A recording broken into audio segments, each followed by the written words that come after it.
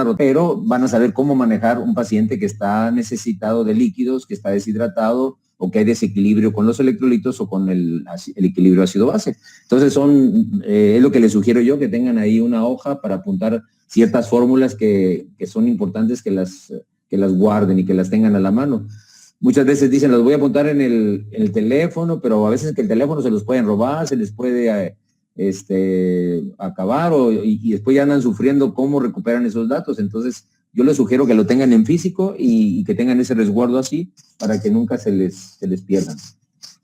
Entonces, el tema es líquidos y electrolitos y el equilibrio ácido-base. La deshidratación es una de las causas de muerte en muchas personas. A veces nos preocupamos porque una persona trae diarrea o trae vómitos o se quemó o ha estado sin beber líquidos por una temporada larga y entonces no hay problema, la infección como quiera se trata, pero la deshidratación es lo que mata a un paciente. Entonces, una de las manifestaciones más graves de la deshidratación es cuando uno se asolea, se insola y pierde el estado de alerta. El estado de alerta es uno de los grados más graves de deshidratación. Pero el paciente puede llegar por las ambulancias, en una camilla, porque a lo mejor traía algo que le ocasionó deshidratación, o se expuso mucho a los rayos del sol, o tenía una gastroenteritis, o estaba vomitando, o no quería ingerir líquidos. Los niños, como su superficie corporal es mucho más pequeña, su peso es mucho menor, pues muy fácilmente se deshidratan y a veces 2 o 3 evacuaciones que tengan los niños o 2 o 3 vómitos que tengan es suficiente para que se puedan los niños deshidratar. Entonces, nos pueden llegar niños o adultos. Entonces, el equilibrio de líquidos y electrolitos y ácido base va encaminado a todo ser humano, ¿no? Sea niño, sea adulto. Generalmente estos pacientes, la mayoría de ellos se tratan en los hospitales. Para eso están los hospitales, para poder estabilizar pacientes. Muchos casos a veces se pueden estabilizar en sus hogares, pero la mayoría de las veces tiene que ser en hospital. Son conceptos generales de los cómo está distribuido los líquidos, más o menos para que se den una idea someramente. Más o menos entre el 4 y el 6% del peso de una persona es el volumen de sangre. En esa sangre, en ese volumen, hay cationes, como el sodio y el potasio principalmente. Hay también aniones, principalmente el bicarbonato y el cloro. También hay que tener en cuenta que perdemos nosotros agua por la respiración, o sea, cuando nosotros respiramos estamos perdiendo vapor de agua, perdemos agua por las vías, por la piel, o sea, a través de las glándulas sudoríparas. Nosotros ingerimos líquido por la vía oral, pasa al esófago, estómago, duodeno, en el intestino, se absorbe la mayor cantidad de agua en intestino y estómago, pero también el estómago y el intestino secretan líquido que es rico en enzimas para poder digerir los alimentos. La vesícula biliar también secreta algo de líquido que viene junto con la bilis a partir del hígado. El páncreas también secreta enzimas que van con líquido pancreático. En fin, y eso se va a eliminar por las heces alguna parte, pero la mayor parte se va a reabsorber. Pero también se va a eliminar una parte de líquido que estamos ingiriendo o que se está produciendo constantemente por el riñón. Entonces, el riñón normalmente también no pierde, sino elimina el líquido que está en exceso para mantener un equilibrio entre el espacio intracelular y el espacio extracelular.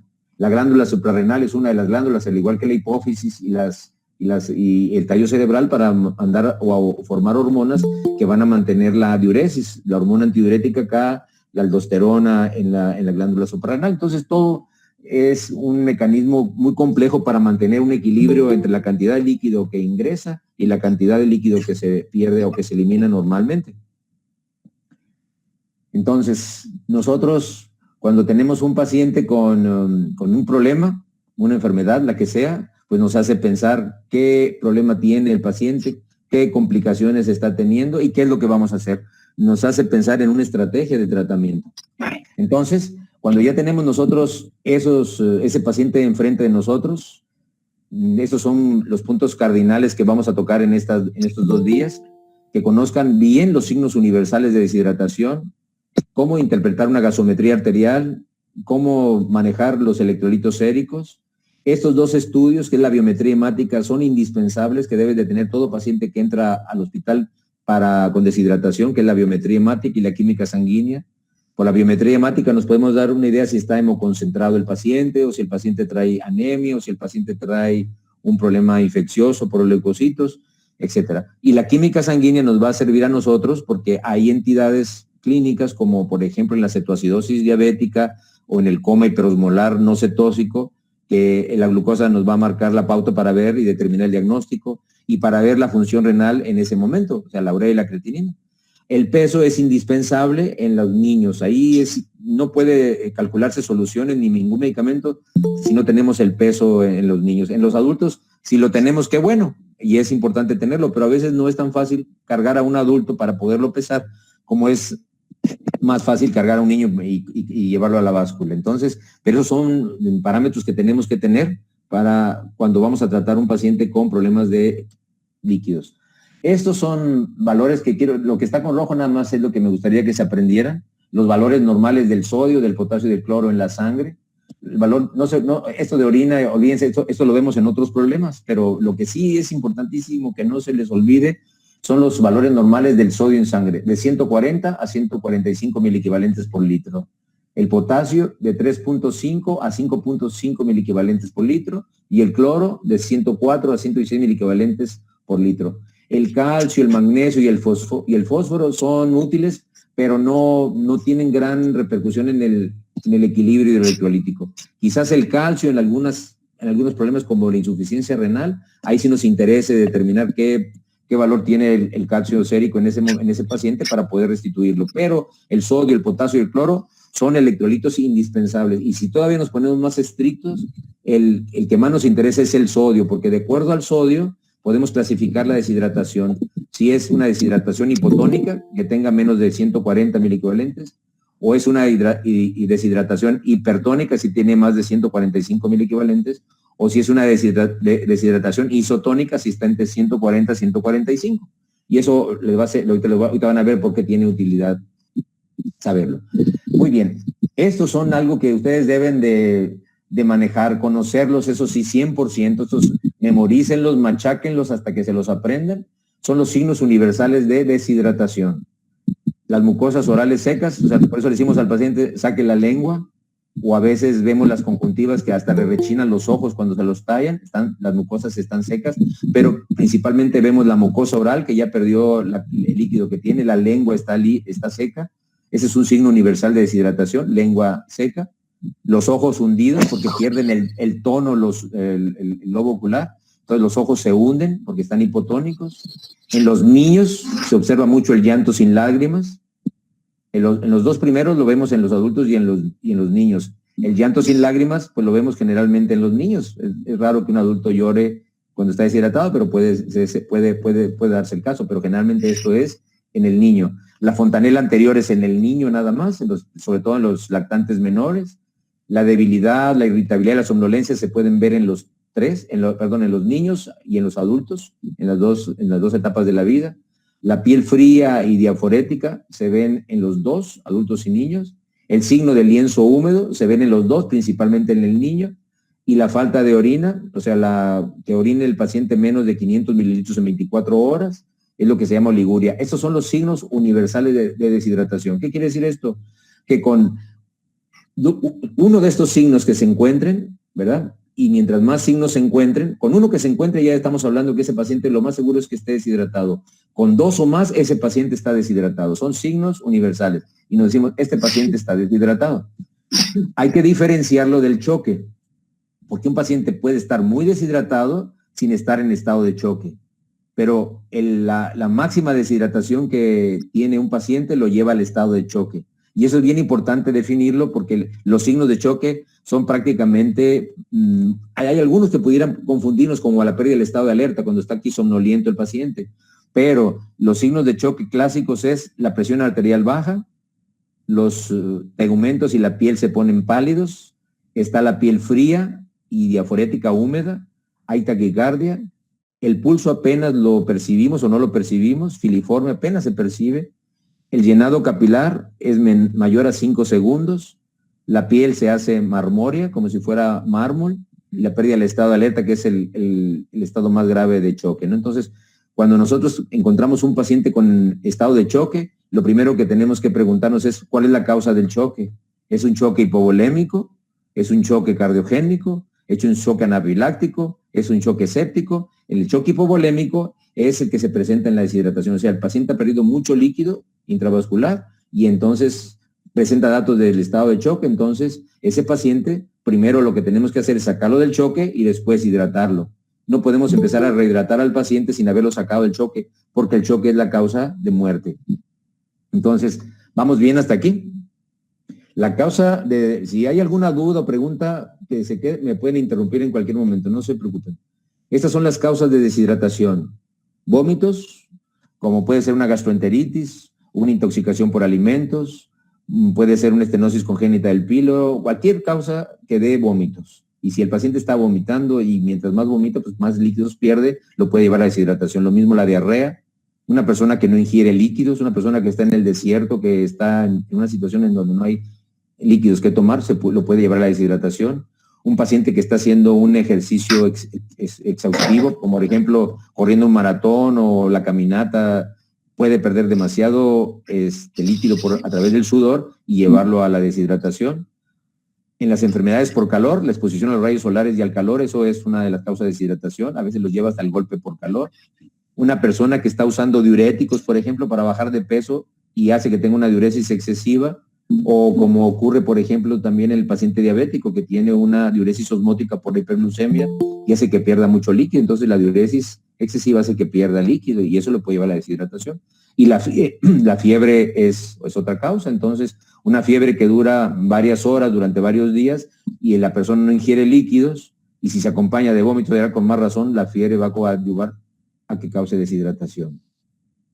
Y entonces, lo que va a causar hipovolemia es la deshidratación, o sea, consecuencia de todo esto, una hemorragia interna o externa, donde uno pierda sangre, las quemaduras, que se pierde mucho plasma en las quemaduras, porque hay zonas extensas, más del 20% de superficie corporal quemada, ese paciente está por deshidratarse en las primeras 24 horas.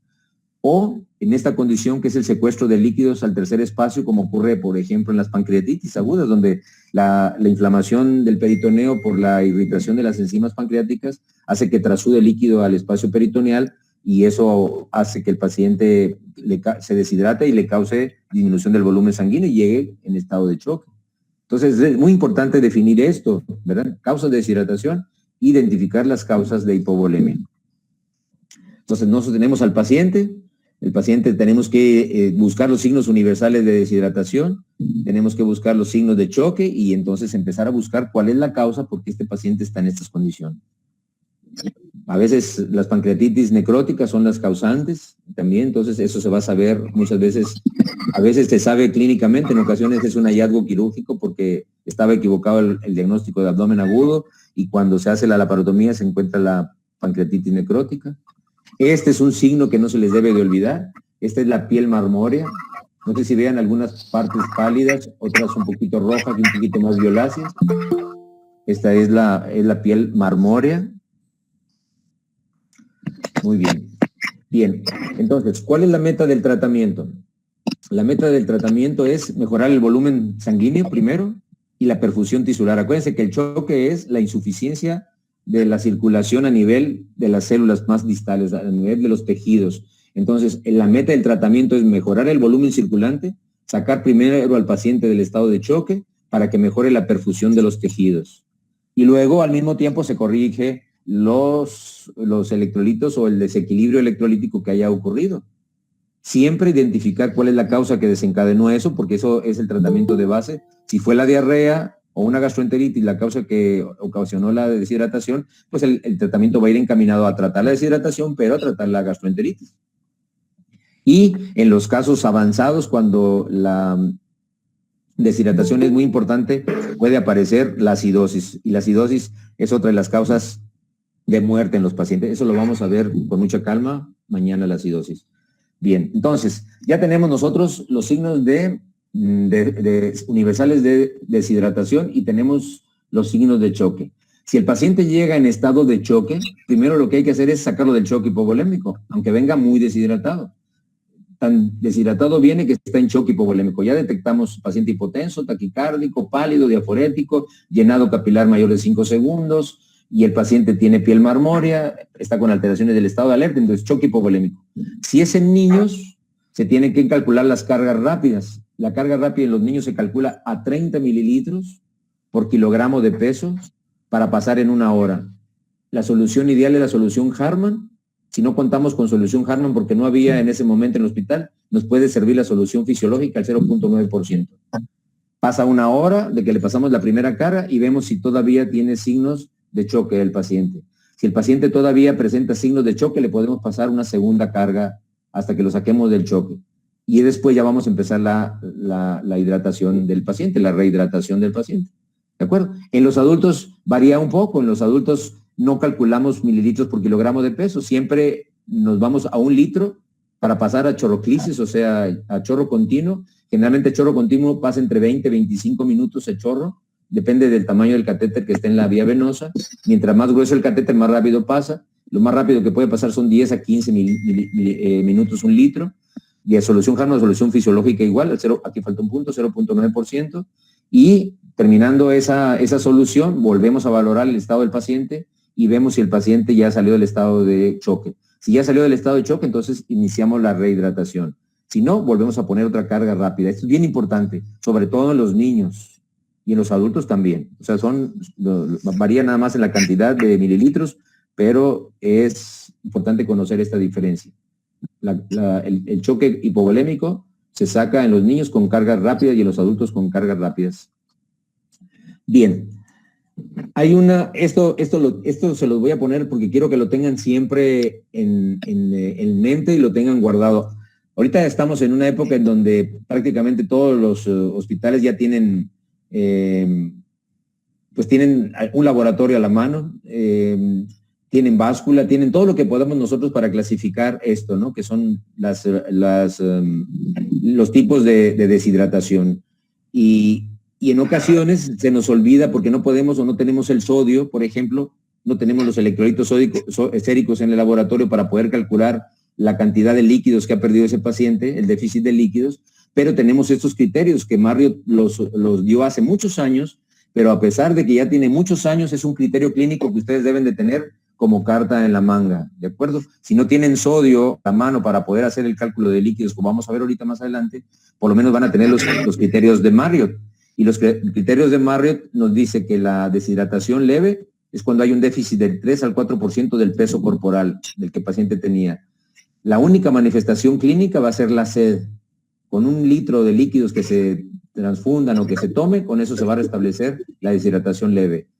La deshidratación moderada, el déficit va del 5 al 9% del peso corporal, ya la sed se hace más intensa, la saliva se hace muy escasa, la boca se seca, empieza a dejar de orinar el paciente, se siente débil, quiere decir que ese paciente va a necesitar en 24 horas por lo menos 4 litros de líquidos, ¿de acuerdo? Y cuando es un paciente con una deshidratación severa, que ya es más del 10% o mayor del peso corporal, ya hay alteraciones severas, además de todo esto, del estado de alerta o el coma. Y entonces este paciente va a requerir un reemplazo de líquidos que van por arriba de los 5 litros en 24 horas. Esto lo vimos cuando tuvimos pacientes con cólera aquí en 1993, 94, fue cuando tuvimos un brote de cólera que supuestamente no iba a llegar a México, y en ese tiempo tuvimos un brote de cólera y los pacientes se deshidrataban como no se imaginan, y pasábamos hasta más de 10 litros en 24 horas. Entonces, otra fórmula que ustedes deben de tener anotada ahí, o la pueden tener en la mente ya cuando se la grabe, es calcular la osmolaridad sérica, porque esta osmolaridad sérica nos dice a nosotros si el paciente está en un estado hiposmolar, normoosmolar o hiperosmolar. Entonces, la fórmula se calcula multiplicando el sodio por 2 más la glucosa que tenga el paciente en ese momento entre 18. Y entonces los valores normales son de 280 a 310 miliequivalentes por litro. Si está por arriba de 310 es hiperosmolar. Esto nos va a servir a nosotros en el estado hiperosmolar no cetósico. Y si es hiposmolar cuando tiene menos de 280. Es una fórmula que deben de tener a la mano. Bien, ahora, en los niños ya identificamos que el niño tiene una deshidratación leve, moderada o severa. O si venía en estado de choque, ya lo sacamos del choque con las cargas rápidas. Entonces tenemos que rehidratarlo. ¿De acuerdo? Entonces, Al niño ya le pedimos sus electrolitos séricos, ya le pedimos su biometría, su química sanguínea, estamos esperando los resultados. Entonces, para saber si es una deshidratación isotónica, hipotónica o hipertónica. Pero iniciamos ya, que lo sacamos del choque, con soluciones según el peso. Se pueden utilizar dos fórmulas. Una, que va de 200 a 250 mililitros por kilogramo de peso en 24 horas. Se divide el resultado que salga en 3, porque es lo que se va a administrar cada 8 horas. O se puede calcular de 1.500 a 2.000 mililitros por metro cuadrado de superficie corporal. ¿De acuerdo? Entonces, tienen que aprenderse otra fórmula. ¿Cómo se calcula la superficie corporal en los recién nacidos y lactantes menores? Entonces, en los recién nacidos y lactantes menores, tienen que pesarlo, lo multiplican por 4, le suman 9 y lo dividen entre 100 y les da la superficie corporal del recién nacido y el lactante menor de 12 meses. En el lactante mayor o preescolar, o sea, del año, un día hasta los 2 años, entonces, y luego ya hasta que entran a la escuela, hasta los 5 años preescolar, la superficie calcular se calcula el peso del paciente, del niño, lo multiplican por 4, lo suman 7, lo dividen entre lo que el niño pesa, más 90, y eso le va a la superficie corporal. Ya tiene usted la superficie corporal en estos niños, y lo van a multiplicar por 1.500 a 2.000. Si es moderada la deshidratación, 1.500. Si es severa la deshidratación, se pueden ir a 2.000 mililitros por metro cuadrado de superficie corporal.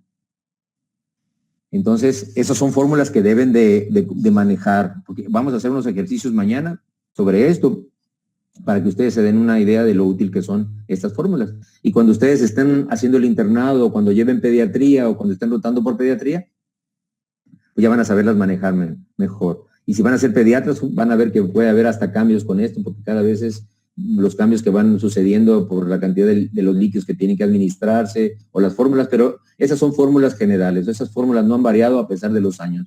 Siguen siendo las fórmulas para rehidratar a los niños en forma intravenosa. La rehidratación oral la vamos a ver mañana, no se preocupen.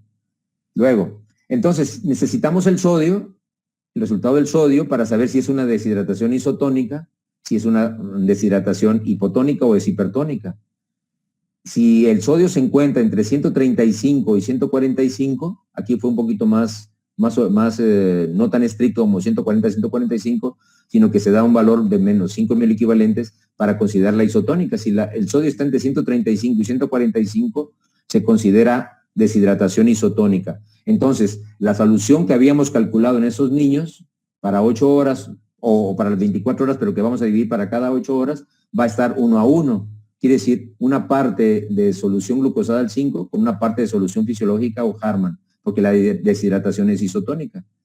Supongamos que el paciente le corresponde pasarle 250 mililitros de solución cada 8 horas. Entonces van a ser 125 mililitros de solución glucosada al 5% más 125 mililitros de solución fisiológica o Harman para 8 horas, si es isotónica, ¿no? Si la deshidratación es hipotónica, ajustamos los líquidos. Si es menos de 134 del sodio, entonces aquí como le hace falta sodio a este paciente, la solución va a ser 2 a 1, o sea, 2 partes de solución fisiológica o Harman más una parte de solución glucosada al 5%. Si tomamos los 250 mililitros que vimos ahorita, si son 250 mililitros, lo dividen ustedes entre 3. 250 mililitros entre 3 nos da 83, ¿no? Casi 84. Entonces, 84 y 84 son 166, o sea, van a ser 166 mililitros de solución fisiológica más 83 mililitros de solución glucosada, porque es una deshidratación hipotónica. Le vamos a pasar más solución hipertónica, o sea, más solución con fisiológica. Y si la deshidratación fue hipertónica, o sea, que el sodio salió muy alto, aquí entonces las soluciones que le calculamos a ese niño van a ser 2 a 1, pero a expensas de que sea una solución hipotónica, o sea, 2 partes de glucosada con una parte de solución fisiológica. Porque si nosotros a este niño con solución hipertónica le diéramos la de una deshidratación hipotónica, o sea, 2 a 1 con la solución fisiológica más alta, entonces este niño lo llevaríamos todavía a una hiperosmolaridad más severa, y la hiperosmolaridad ocasiona edema cerebral, edema agudo pulmonar, insuficiencia cardíaca. Entonces, por eso es muy importante que ustedes tengan siempre a la mano el sodio. los electrolitos, pero principalmente el sodio, porque de ahí va a depender ustedes el tipo de soluciones que van a emplear para poder rehidratar a ese niño.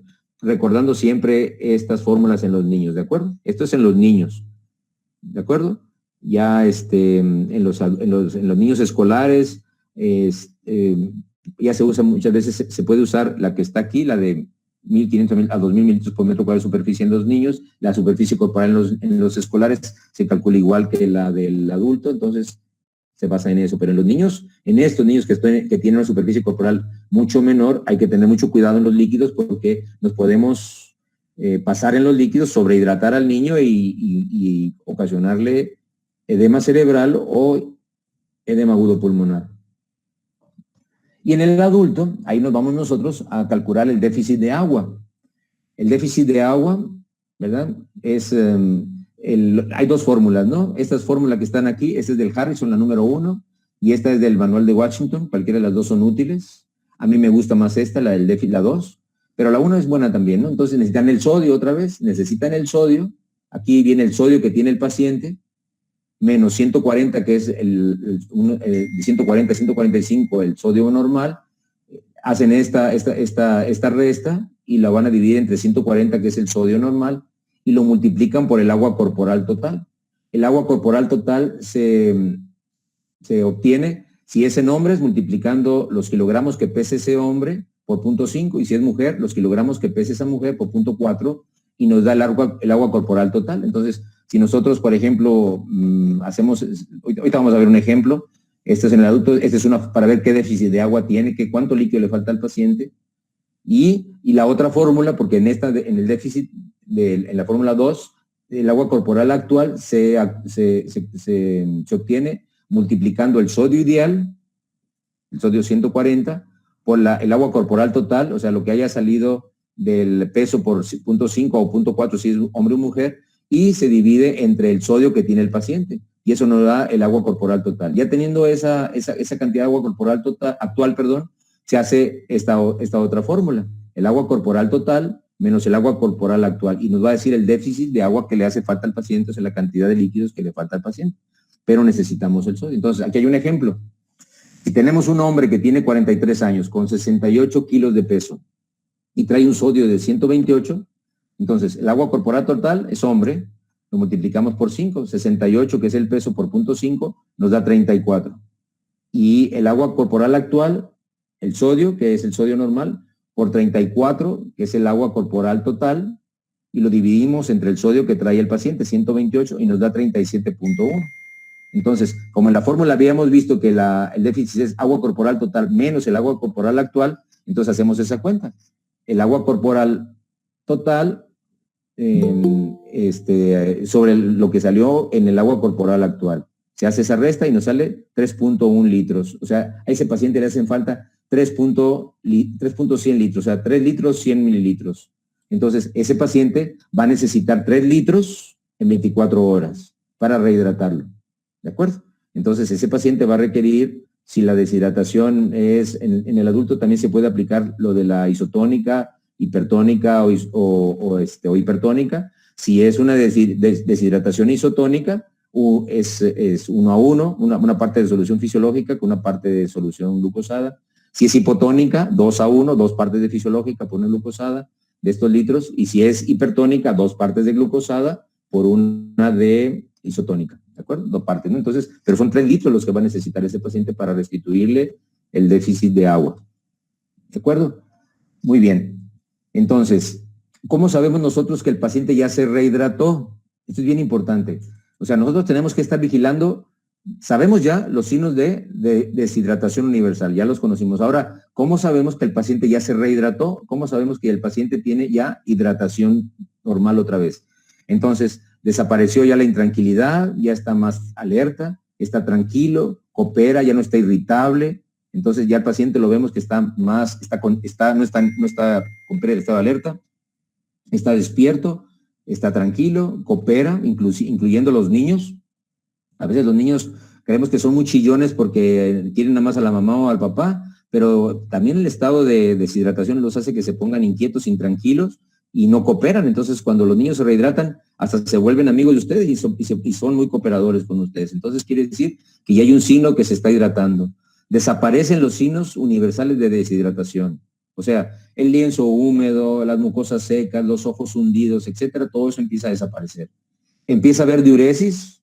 La diuresis normal es 1 mililitro por kilogramo de peso por hora. O sea, si un niño tiene 10 kilos, 1 mililitro por 10 son 10 mililitros, ¿verdad? Por el peso, por la hora. O sea, tiene que tener 10 mililitros por hora. O sea, 80 mililitros en 8 horas, en un turno. Entonces, quiere decir que ese niño ya se está rehidratando. La diuresis normal es esta, 1 mililitro por kilogramo de peso por hora. Lo mismo en el adulto. Si un adulto pesa 70 kilos, quiere decir que el adulto tiene que tener 1 mililitro por 70, que es el peso, son 70 mililitros por hora. ¿De acuerdo? Y si lo vamos a 8 horas, que es el turno, 8 por 7, 56, 560 mililitros debe de tener en el turno de 8 horas. Entonces nos estamos diciendo, este paciente ya se está hidratando. Los signos vitales se normalizan, el llenado capilar ya no es muy alargado. Generalmente lo ideal es que sea inmediato, 1 o 2 segundos, pero con que sea menos de 3 segundos ya consideramos que el llenado capilar es aceptable, quiere decir que ya está mejorando la perfusión tisular y el paciente ya se está hidratando, ya está hidratado. Y desaparece la piel marmórea. Entonces, esos son los datos que nosotros tenemos que tener en cuenta. ¿Por qué? Porque ustedes calcularon a lo mejor en ese paciente los 3 litros que va a requerir 24 horas, o al niño que a lo mejor iba a necesitar 1 litro 200 mililitros en 24 horas. Pero cada vez que se va a hacer el cambio de solución, o sea, cada 8 horas, o cada vez que termina un frasco de solución que le estamos pasando al niño o al adulto, la enfermera nos pide que revaloremos a ese niño. Es más, nosotros ponemos en las indicaciones solución fisiológica tanto, más solución glucosada tanto, o solución fisiológica nada más, para 8 horas. Valorar siguiente solución. Cuando se termina esa solución, nosotros tenemos que valorar al paciente para evitar que ya el paciente se esté hidratando y poder hacer cambios. Si el paciente vemos que se está hidratando, seguimos igual, pero hay pacientes que tienen poca reserva cardíaca y a veces se sobrehidratan los pacientes y eso no es bueno, porque la sobrehidratación nos puede llevar al otro extremo de la moneda. Y hay pacientes que terminan, o ustedes lo van a ver cuando salen de hospitalización, que salen con aumento de peso y salen hinchados. ¿Por qué? Porque no se estuvo vigilando la hidratación del paciente, o sea, se sobrehidrató, porque se concretó a que, pues le tocan 3 litros, pues le vamos a pasar los 3 litros. Y si no se suspendieron esas soluciones, o ustedes no le dijeron a la enfermera que suspendieran ya las soluciones, o bajaran las soluciones, porque esto se debe de calcular día con día, de acuerdo al balance de líquidos que vamos a ver mañana, entonces pueden sobrehidratar a un paciente. Si el paciente tiene buena función cardíaca, pues no va a pasar nada más que va a salir hinchado, ¿verdad? Regordete, así, pero por líquidos, se va a quitar conforme vaya distribuyendo líquidos. Pero si es una persona adulta, o es un niño, o es un cardiópata, lo podemos llevar al edema agudo pulmonar o al edema cerebral. Entonces, siempre tiene uno que vigilar esto en los niños. ¿De acuerdo? Este es un signo que siempre cuando uno va a revisar o cuando decimos valorar siguientes soluciones, debemos de buscar en las conjuntivas. El edema de la conjuntiva, esto se llama quemosis. Esta quemosis se ve en muchas causas, ¿no? Se puede ver en las conjuntivitis bacterianas, virales, en traumatismos en el ojo y todo lo demás, pero si el paciente no tiene ningún antecedente y el paciente llegó por deshidratación, la quemosis, este signo nos dice que nos estamos pasando con los líquidos, o a lo mejor le estamos pasando más sodio del que necesita el paciente. Entonces hay que revalorarlo otra vez y reajustar nuestro cálculo en líquidos. Este es un dato de sobrehidratación, la quemosis, siempre lo buscamos. Lo otro que buscamos en los pacientes, además de la quemosis, así se debe explorar con los 2 dedos, para poder ver toda la conjuntiva. Vean ustedes el edema de la conjuntiva. Esto se llama quemosis. Este paciente se está sobrehidratando. Se le estamos pasando más líquidos de los que necesita. Y el otro dato que ustedes deben de buscar en el paciente es lo que habíamos visto, ¿no? Que el paciente ya esté alerta, que esté tranquilo, que coopere, que hayan desaparecido los datos de deshidratación universal, pero hay un dato clínico que ustedes no se les debe de olvidar y por eso traen el estetoscopio colgado en el cuello para podérselo poner y cuando se lo pongan, escucharle las bases de los pulmones. Si el paciente está acostado, a los costados. Si está sentado, pues entonces ponen el estetoscopio en las bases de los pulmones y le dicen que inspire profundamente. Lo que buscamos es que no hayan aparecido estertores. Si aparecieron estertores crepitantes, es que ese paciente lo estamos sobrehidratando. Y si ese paciente tiene un problema cardíaco o es un cardiópata, lo podemos llevar al edema agudo pulmonar y lo podemos ocasionar un daño mayor, o sea, puede morir por el edema agudo pulmonar. Entonces, buscar siempre los datos clínicos de hidratación que veíamos, la quemosis, que no se les olvide, y usar el estetoscopio en las bases de los pulmones, buscando estertores intencionadamente, ¿no? Estertores crepitantes, acuérdense. Los estertores crepitantes son los estertores finos, los que se escuchan al final de la inspiración y son como si ustedes se tallaran los cabellos cerca de la oreja. Así se oyen, como si estuviera tronando los cabellos. Así se escuchan al final de la inspiración. Y eso nos dice, hay agua en los pulmones, agua en los alveolos. Nos estamos pasando de líquidos. Hay que hacer ajuste. ¿De acuerdo? Muy bien. Bueno, ¿dudas o preguntas hasta aquí? Buenas tardes. Sí, Buenas tardes. Le hago una duda. En caso de pacientes con diabetes, ¿se haría qué tipo de solución se le pasa? Muy buena pregunta. Ahí, aunque es otro tema, pero de todos modos va incluido, en la cetoacidosis diabética, que es el prototipo de la deshidratación, la característica de la cetoacidosis diabética, deshidratación, hiperglucemia y acidosis metabólica, ¿no? En esos pacientes se tiene que utilizar solución fisiológica, ¿de acuerdo? Hasta que se haya normalizado la glucosa o la glucosa sea menos de 250 miligramos por ciento, o sea que ya la glucemia capilar sea menos de 250, pero debe ser solución fisiológica. Ahora, si el paciente, por ejemplo, viene en estado hiperosmolar, o sea que el paciente no es un cetoacidótico, pero viene en un estado hiperosmolar no cetósico, o sea que trae una osmolaridad arriba de 310, entonces no podemos pasarle solución fisiológica porque vamos a aumentar la osmolaridad. Entonces podemos pasar al paciente, dependiendo de la gravedad, puede ser agua bidestilada, ¿verdad? Que es agua inyectable, o se puede utilizar la solución glucosada al 5% metabolizada. ¿Con qué hablo con metabolizada? Acuérdense, si una solución glucosada al 5% tiene 5 gramos por cada 100 mililitros, 5%, ¿no? Tiene 5 gramos de glucosa por 100 mililitros. O sea, quiere decir que 1000 mililitros de solución glucosada al 5% va a traer 50 gramos de glucosa. Entonces, nosotros sabemos que una unidad de insulina metaboliza 4 gramos de glucosa. Entonces, para poder metabolizar esa solución, a esa solución glucosada al 5%, se le pueden administrar 12.5 unidades de insulina rápida en la solución glucosada, y esa glucosa, aunque sea glucosada al 5%, va a ser una solución hipotónica en un paciente hiperosmolar que tiene hiperosmolaridad sérica, y la insulina nos va a metabolizar esa glucosa que le estamos metiendo de más. O sea, eso es bien importante, porque a veces el error más grave que cometemos es que en un estado hiperosmolar, que el paciente trae glucosas muy altas, pero si le pasamos solución fisiológica, aumentamos más el estado hiperosmolar y entonces ocasionamos edema cerebral, edema agudo pulmonar y lo complicamos más. Entonces no tengan miedo en usar la solución glucosada metabolizada con insulina o agua bidestilada mientras llegamos a bajar la osmolaridad sérica. Eso es bien importante. El manejo con diabetes en esas dos condiciones, en la cetoacidosis y en el coma hiperosmolar, tienen que usar solución hiposmolares, pero pueden utilizar la glucosada, pero metabolizadas con insulina, que no se les olvide, ¿de acuerdo? Excelente. Y otra consulta. En el caso de que no podamos resolver la osmolaridad sérica, al paciente lo tomamos, ¿cómo lo manejamos? ¿Cómo lo tomamos como que está isotónico o cómo lo valoramos? Sí, o sea, al paciente que tiene un estado hiperosmolar, ¿no?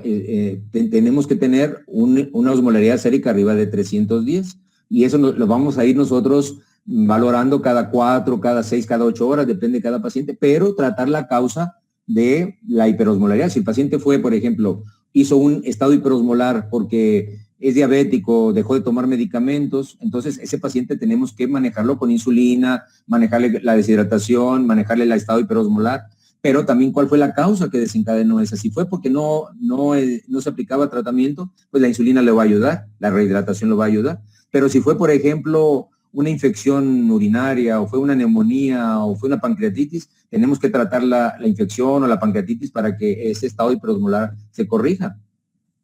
Entonces Perfecto. tenemos que ir de la mano con el sodio y con la glucosa para calcularle bien la osmolaridad sérica y de ahí ajustar nosotros las soluciones, tratando siempre la causa que desencadenó el estado hiperosmolar.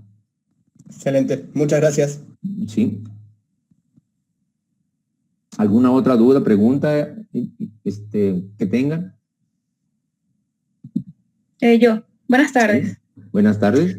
Sé que igual se sale de un poco del tema de hoy, pero ya habló de las consecuencias de una sobrehidratación. Entonces, Sí. de primera instancia, o sea, igual y no de forma muy básica, nos podría decir, por ejemplo, en el paciente que de repente genera el edema agudo de pulmón, ¿qué deberíamos hacer? Sí, ahí por ejemplo, en el edema agudo pulmonar, si nosotros supongamos que no vigilamos bien las soluciones o el paciente tenía baja reserva cardíaca o una respuesta muy exagerada del paciente a rehidratarse muy pronto o lo sobrecargamos con alguna solución de más y el paciente presenta edema agudo pulmonar, tenemos que tratar el edema agudo pulmonar. Y el edema agudo pulmonar, ahí tenemos que volver a usar diuréticos, ¿verdad? Para poder sacar esos líquidos que están en los alveolos. Generalmente usamos la furosemide y restringimos la cantidad de líquidos, aumentamos la oxigenación en el paciente y valoramos. Si vemos que el edema agudo pulmonar no lo podemos manejar así y el paciente está desaturando, por ejemplo, entonces podemos manejar el edema agudo pulmonar con inotrópicos y a ese paciente hay que asegurarle la vía respiratoria, o sea, hay que intubarlo y manejarlo con ventilación asistida mientras recuperamos la ventilación pulmonar normal, mientras los diuréticos hacen su efecto. O si el paciente era un cardiópata y requirió inotrópicos, entonces hay que esperar y tiene que manejarse de esa forma. Vale, muchas gracias. Sí.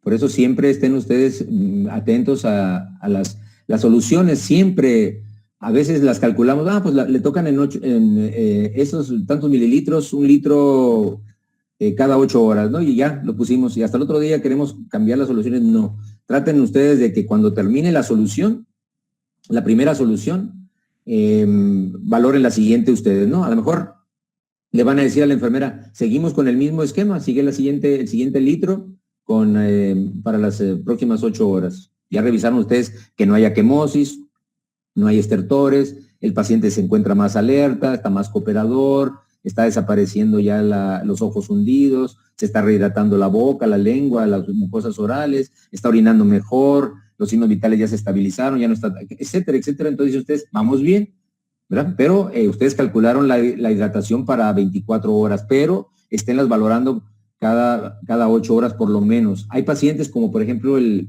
paciente con cetoacidosis diabética, en donde tenemos que estarlo evaluando a veces hasta cada hora, porque le estamos administrando. Hay dos esquemas, ¿no? Podemos, porque la insulina se le va a estar administrando cada hora, o sea, ya está, si lo tenemos como bomba de infusión, la insulina va a estar pasando a 10 unidades por hora, pero si no tenemos bomba de infusión, o sí tenemos bomba de infusión, pero a veces la bomba de infusión está dando las 10 unidades por hora la insulina, pero a mí me gusta más administrarle las dosis de insulina en bolo y B directo, porque si yo estoy viendo que el paciente lo valoro yo a la hora y a la hora y a la hora y a la hora, y si tú calculaste, por ejemplo, la solución de insulina con 60 unidades, por ejemplo, 60 unidades de insulina rápida para 6 horas, o sea, 10 unidades por hora, a lo mejor así hipoglucemia a las 40 unidades, y no te diste cuenta porque le habías calculado a las 6 horas. Entonces a mí me gusta mejor estarlo revisando cada hora y ver que todo vaya bien, el destroxis o la glucemia capilar cada hora, y si va descendiendo gradualmente la glucosa, vamos muy bien. Y hay menos riesgo de que el paciente nos haga hipoglucemia.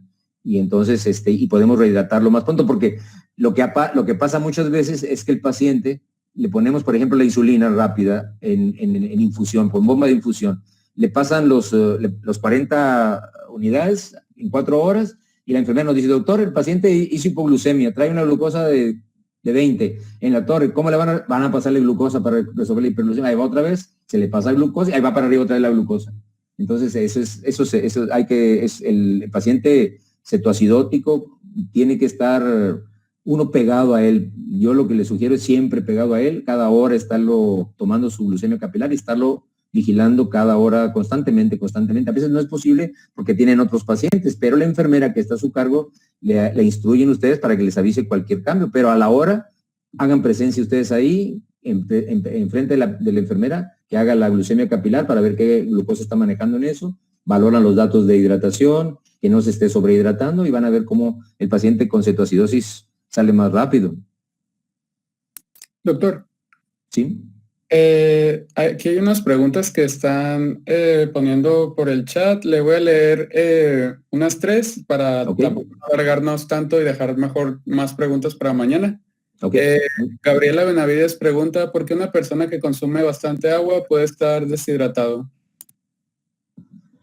O sea, una persona que, si es una persona que está saludable, o sea, que está sana, me refiero sana físicamente, renalmente sana, aparato digestivo bien, que no está perdiendo ningún líquido por ninguna otra parte, la única forma de que se deshidrate esa persona es que estuviera tomando agua en exceso, pero glucosa, con azúcar, ¿no? Que le puede ayudar como efecto diurético osmótico. Es la única forma, pero si ella, por ejemplo, haz de cuenta que ingiere 5 litros de agua en el día y tiene un riñón normal, va a eliminar los litros que su organismo no necesite. Si nada más necesita 1, va a eliminar los otros 4. No tiene por qué deshidratarse, salvo que esté usando glucosa o estuviera algún problema metabólico o un problema a nivel renal. No puede uno deshidratarse tomando mucho agua, estando la función renal bien conservada. Ok. Diana Arteaga pregunta, ¿qué podemos esperar de un paciente en hemodiálisis? ¿Es normal encontrar deshidratación en ellos? Y si es así, ¿cómo se soluciona? Un paciente que se va a someter a hemodiálisis, la primera condición es que esté el paciente con signos vitales estables, o sea, que el paciente no esté con datos de choque hipovolémico, ¿verdad? Si el paciente está deshidratado, por ejemplo, debe de posponerse la hemodiálisis hasta que el paciente se haya rehidratado. No puede someterse a hemodiálisis un paciente que está deshidratado. Se tiene que resolver primero la hidratación o el choque hipovolémico antes de someterlo a la hemodiálisis. ¿Por qué? Porque puede agravar el problema en ese procedimiento. Entonces, una condición para la hemodiálisis es que el paciente sea ambulatorio y que el paciente esté no deshidratado y no tenga datos de choque hipovolémico. Correcto. Ya por último, para cerrar con la sección de preguntas de hoy, Manuel Ruiz pregunta, en el paciente pediátrico, ¿cuánto es lo máximo que podemos pasar de solución en 1 hora durante la carga rápida? Y en caso de haber sobrehidratación, ¿bastaría con administrar diuréticos para tratarlo? Sí, ahí por ejemplo, la carga rápida en los niños, ¿no? Hasta los preescolares son 30 mililitros por kilogramo de peso por hora, ¿no? O sea, calculamos. Sí, a veces donde puede haber problemas es que a lo mejor sea un niño muy pequeño que tenga ya obesidad, por ejemplo, o que sea un niño lactante menor que pese, por ejemplo, 15 kilos, ¿no? Que es demasiado peso para un lactante menor, entonces, o 20 kilos, porque hay niños así que tienen mucha obesidad. Entonces, le van a calcular ustedes 30 mililitros por 20 kilos, van a ser 600 mililitros, o sea, es demasiados mililitros, entonces tienen que tener mucha precaución. O sea, siempre lo ideal es que se calculen los 30 mililitros por kilogramo de peso al peso ideal del niño, al que es lo que debe de pesar en ese momento, ¿de acuerdo? Es preferible pasarle una carga ahí y después pasarle otra carga, si no hubo respuesta para sacarlo del choque, que pasarle una carga mayor porque el peso del niño es mucho mayor y nos estamos sobrecargando. Entonces, nos vamos al peso ideal del niño, ¿de acuerdo? Si el niño que debe de pesar al año, por ejemplo, que debe pesar 9 a 12 kilos máximo, por ejemplo, y nos pesa 15 kilos, nos vamos a los 12 kilos máximo, lo que le vamos a pasar, ¿no? Y le dejamos esa ventana para que no nos vayamos a sobrehidratar al paciente o vayamos a llevar al edema agudo pulmonar. Si sobrehidratamos a ese niño y nos pasamos con los líquidos y empezamos a notar que el niño ya hizo quemosis, que el niño ya está haciendo estertores crepitantes o está con datos de dificultad respiratoria, ese paciente lo vamos a tener que pasar diuréticos a dosis bajas, 0.5 miligramos por kilogramo de peso, para poder redistribuirle los líquidos otra vez y sacarle ese líquido alveolar que está comprometiendo la respiración. Pero eso es la carga rápida es para sacarlo del choque. Lo vamos a sacar del choque y si se nos complicó porque le pasamos más volumen y lo llevamos al edema agudo pulmonar, hay que resolver primero eso y después de que ya estabilizamos, seguimos con la hidratación, ¿no? Con mucho cuidado con esos pacientes.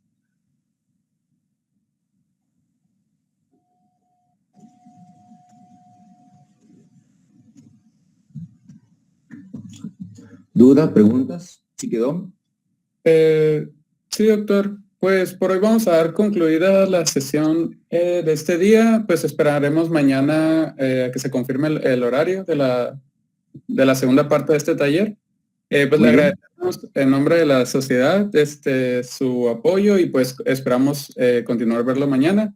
Y a los que entraron hoy a la reunión, pues les agradecemos que entraran y los esperamos también mañana con mucho gusto. Muy bien. Nos vemos mañana entonces. Ya me dicen ustedes la hora, si va a ser si se puede entrar a la hora que habíamos acordado de 12 a 1 o si no, me dicen ustedes y lo ajustamos. ¿De acuerdo? Y mañana vemos todo lo que falta. Vamos a hacer algunos ejercicios con pacientes, por lo menos con 2 pacientes que están ahí con problemas de deshidratación. Traigan una calculadora, tengan a la mano una calculadora para hacer sus cálculos. Mañana vamos a ver la corrección del sodio y la corrección de la acidosis metabólica, de la gasometría sobre todo. ¿Está bueno? Correcto, doctor. Lo esperamos mañana y a todos los demás también. Nos vemos.